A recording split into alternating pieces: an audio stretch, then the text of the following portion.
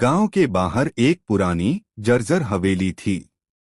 कहते हैं वहां कोई नहीं जाता क्योंकि रात को वहां से अजीब चीखें और रोने की आवाजें आती हैं। गांव वालों का मानना था कि उस हवेली में आत्मा का वास है। एक दिन शहर से एक जिज्ञासु युवक अजय गांव आया। उसे भूत प्रेत की बातों पर विश्वास नहीं था। उसने ठान लिया कि वह उस हवेली में रात बिताएगा। रात के ठीक 12 बजे अजय अपने टॉर्च और कैमरे के साथ हवेली के अंदर गया। हवेली की दीवारें टूटी हुई थीं और हर कोना धूल और मकड़ी के जालों से भरा था। हवा में एक सड़ांध सी घुली थी। अजय ने जैसे ही पहली सीढ़ी पर कदम रखा, उसे लगा कोई उसके पीछे चल रहा है।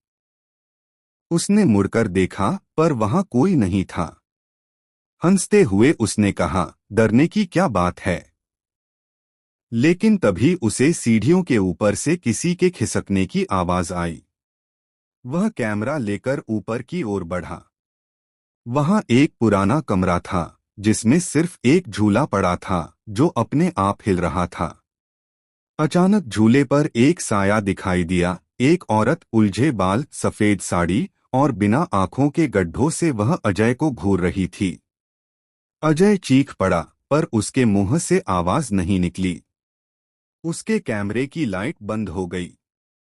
अंधेरे में बस एक फुसफुसाती आवाज गूंज रही थी, अब तू कभी बाहर नहीं जाएगा। अगली सुबह गांव वालों ने हवेली का दरवाजा खुला पाया। अंदर अजय का कैमरा पड़ा था पर अजय का कोई सुराग नहीं मिला। कहते हैं आज भी अगर कोई हवेली के पास से गुजरे तो वहां से कैमरे की क्लिक की आवाजें और किसी के कराहने की ध्वनि सुनाई देती हैं। क्या तुम उस हवेली के पास जाने की हिम्मत करोगे?